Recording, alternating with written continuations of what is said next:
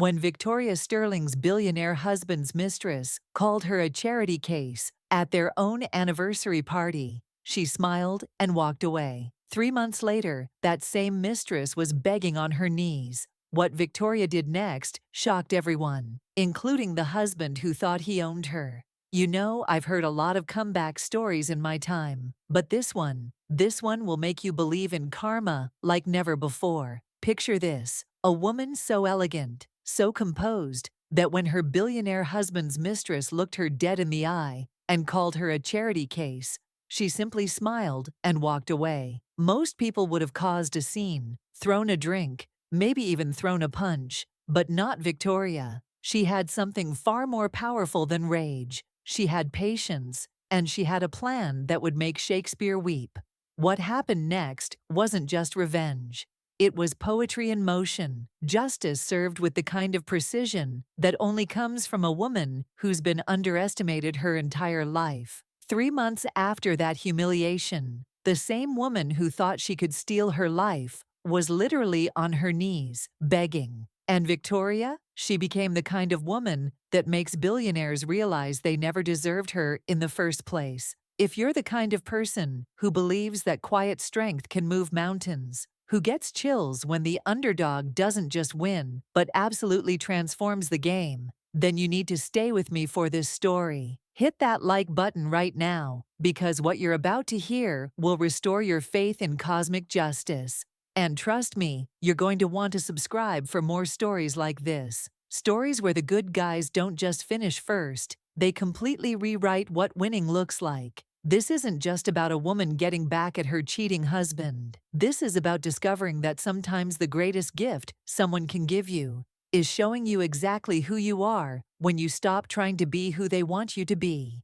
Let me tell you about Victoria Sterling and how she learned that sometimes the most beautiful cages are the ones we don't even realize we're trapped in. At 32, Victoria was living what most people would call the American dream. Married to Richard Sterling, a tech billionaire whose name appeared on Forbes lists and whose handshake could change stock prices. She had everything money could buy. The mansion in Beverly Hills, with its infinity pool that seemed to pour directly into the Pacific Ocean. The closet full of designer gowns that cost more than most people's cars. The charity galas where she smiled perfectly and said all the right things, while photographers captured her elegance for society pages. But here's what those photographs never showed. The way Victoria would stand at her bedroom window every morning, looking out at that perfect view, feeling like she was watching her life happen to someone else. 8 years of marriage had taught her to be the perfect accessory to Richard's success. She'd learned to laugh at his jokes, even when they weren't funny, to nod thoughtfully when he explained business deals she could have understood better than him if he'd ever bothered to ask, and to always look stunning without ever outshining him. The irony was crushing. Victoria had been brilliant before Richard, a software engineer with her own patents, her own dreams, her own fire. But love, or what she thought was love, had convinced her to step back, to support his vision instead of building her own. She told herself she was choosing family over career, choosing partnership over ambition. What she didn't realize was that she was choosing invisibility over existence. The cracks in their perfect life started small, the way cracks always do. Richard began working later, coming home with the scent of unfamiliar perfume clinging to his shirts. His phone, once carelessly left on countertops, became permanently attached to his hand, face down and silent. The man who used to ask about her day, who used to care about her work with underprivileged kids through her art therapy program, began looking through her like she was made of glass. Victoria told herself it was just stress from his latest business venture. She made excuses the way women in love make excuses, weaving elaborate stories to protect her heart from truths it wasn't ready to face. She threw herself deeper into her charity work, spending her days with kids who saw her not as Richard Sterling's wife, but as Miss Victoria, the lady who taught them that broken things could become beautiful when you knew how to put the pieces back together. She had no idea she was about to learn that lesson firsthand, in the most devastating way possible. Their 8th wedding anniversary was supposed to be a celebration of forever. Victoria had spent weeks planning the perfect party, transforming their home into something that belonged in a fairy tale. 200 of the city's most influential people would witness their enduring love story, or at least that's what Victoria believed she was orchestrating. She had designed her own gown for the occasion, a stunning emerald creation that complemented her skin like it was made by angels. Every detail was perfect, from the champagne selection to the string quartet playing their wedding song. But fairy tales, as Victoria was about to learn, sometimes have wolves disguised as princes. Richard arrived an hour late to his own anniversary party, his tie askew and his attention somewhere else entirely. The man who once couldn't take his eyes off her barely glanced her way, offering a distracted kiss on the cheek before disappearing into the crowd of guests. Victoria felt that familiar sting of invisibility, but she pushed it down, playing the gracious hostess, while her heart quietly broke. That's when she noticed her. Scarlett Beaumont moved through the party like she owned it. Platinum blonde hair catching the light, designer dress hugging curves that screamed expensive maintenance. At 26, she possessed that particular brand of confidence that comes from knowing you're the most beautiful woman in any room. Richard introduced her as his invaluable business consultant. But Victoria wasn't blind. She saw the way his hand lingered on Scarlett's back, the way his laugh became genuine when she spoke, the way he looked at her like she was the only person who mattered. The breaking point came when Victoria decided to do what any wife would do: introduce herself to the woman who was clearly important to her husband. She found Scarlett in the powder room, touching up lipstick that was already perfect, and extended her hand with the grace she'd perfected over 8 years of high society events. "Hi, I'm Victoria Sterling. I don't think we've been properly introduced." Scarlett turned, looked Victoria up and down like she was evaluating merchandise, and delivered the words that would change everything. "Oh, you're the charity case Richard rescued from obscurity. How sweet." Her smile was sharp enough to cut glass. "Don't worry, honey. Some men need a project to feel important. But let's be honest. Toys get replaced when something better comes along. And I'd say your shelf life is about up." The powder room fell silent. 3 other women pretended to be fascinated by their reflections, while Victoria stood there, processing the casual cruelty of someone who'd just reduced her entire existence to a temporary inconvenience. But here's what Scarlett didn't understand about Victoria. She'd been raised by a woman who taught her that dignity was a choice, and grace was a weapon. Victoria smiled, genuinely smiled, and said simply, "How interesting. Well, it was lovely meeting you, Scarlett." Then she walked back to her own anniversary party, her head held high, while her world crumbled around her like a house of cards in a hurricane. You know what they say about rock bottom. It gives you a solid foundation to build from. Victoria left that anniversary party at midnight, not in a carriage like Cinderella, but in her own car, driving aimlessly through the city while tears she'd held back for hours finally fell. But here's the thing about women like Victoria: they don't stay broken. They get curious.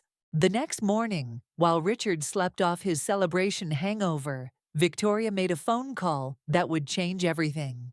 She hired Marcus Chen, the best private investigator money could buy, not because she wanted to catch Richard cheating, she already knew that, but because she needed to understand exactly what she was dealing with. Marcus was thorough, discreet, and within 2 weeks, he handed her a file that read like a thriller novel she never wanted to star in. The affair had been going on for 2 years. 2 years of business trips that weren't business trips, of late nights that weren't spent at the office, of Victoria playing the perfect wife to a man who was already auditioning her replacement. But that wasn't the worst part. Scarlett Beaumont had a history. 3 previous married millionaires, all of whom had divorced their wives within a year of meeting her. She was a professional homewrecker with a business plan, and Victoria was just her latest project. The betrayal cut deep, But what came next was the twist that changed Victoria from victim to victor. While digging through Richard's financial records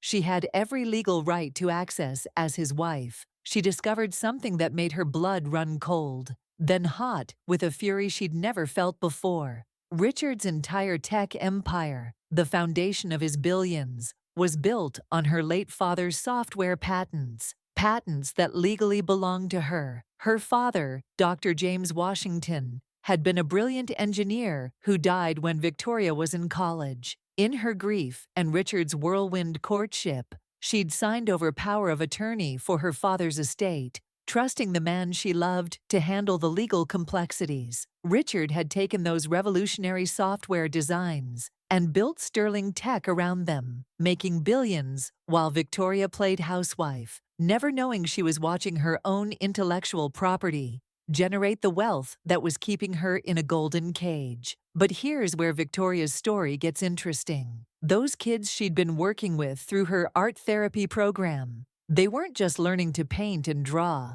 Victoria had been teaching them basic coding, sharing her father's love of technology, watching them grow into brilliant young minds who saw her not as someone's wife, but as a mentor who believed in their potential. 23 young adults now, scattered across the tech world, all of them carrying a piece of the knowledge Victoria had shared.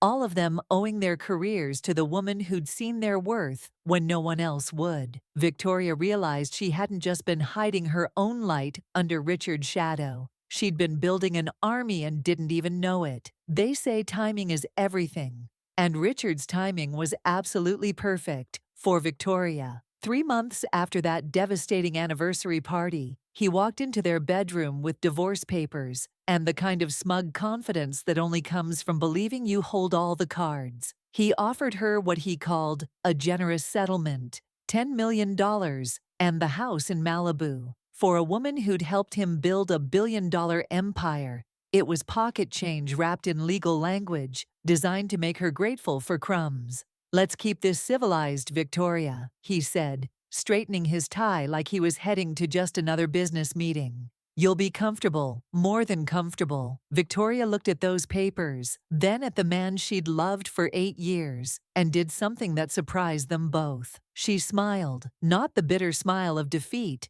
but the serene smile of someone who knows exactly what's coming next. "Of course, Richard, whatever you think is fair." He actually looked disappointed by her compliance, like he'd been hoping for a fight to justify his guilt. Within a week, Scarlett had moved her designer luggage into Victoria's walk-in closet, redecorating the master bedroom, like she was erasing every trace of the woman who'd built this life. Richard couldn't hide his relief at how easily his old life had been replaced by his new one. What they didn't know was that Victoria had spent those 3 months orchestrating the most beautiful revenge the business world had ever seen. Remember those 23 young adults she'd mentored? They weren't just grateful former students anymore. They were now brilliant software engineers, cybersecurity experts, and tech innovators scattered across Silicon Valley's biggest companies. And they'd all received very interesting job offers recently. Victoria had been quietly launching Washington Tech, named after her father, using the very patents Richard had stolen from her. But this wasn't just about money or even justice. Victoria had learned something profound in those months of awakening. She didn't want revenge, she wanted revolution. Her company wasn't just going to compete with sterling tech, it was going to expose everything Richard had built his empire on. The SEC investigation that mysteriously opened into Sterling Tech's business practices wasn't random. Those anonymous tips about tax evasion and patent fraud didn't come from nowhere. Victoria had documentation of everything. 8 years of pillow talk from a man who thought his wife was too naive to understand. Business had given her a master class in corporate corruption. When Washington Tech went public on the same day, Sterling Tech's stock plummeted 40%. Richard finally understood that his quiet, compliant wife had never been weak. She'd been gathering intelligence. The woman he'd dismissed as a charity case had just become his biggest nightmare. And she'd done it with the same grace she'd shown when walking away from that powder room insult. Sometimes the best revenge isn't getting mad, it's getting everything. The call came on a Tuesday morning, while Victoria was reviewing architectural plans for her latest project. Scarlett's voice, once dripping with condescension, now trembled with desperation. "Victoria, we need to talk, please." They met at the coffee shop where Victoria used to grab lattes before her charity work, a deliberate choice that reminded her of the woman she'd been before Richard, and the woman she'd become after him. Scarlett arrived, looking like a designer ghost of her former self. The platinum hair was still perfect, the outfit still expensive, but something fundamental had shifted. Desperation has a way of stripping away all pretense. "I know you hate me," Scarlett began, her manicured fingers wrapped around a coffee cup like it was a lifeline.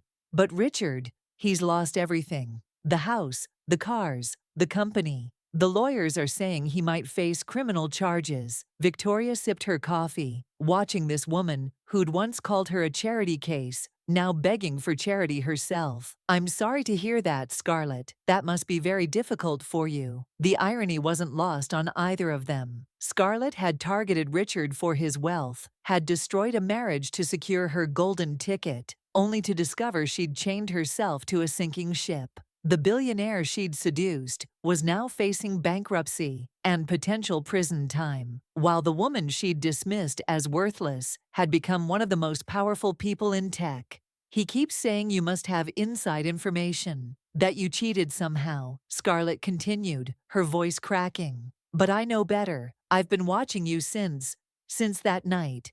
You're not who I thought you were." Victoria set down her cup and looked directly at Scarlett, for the first time since she'd sat down.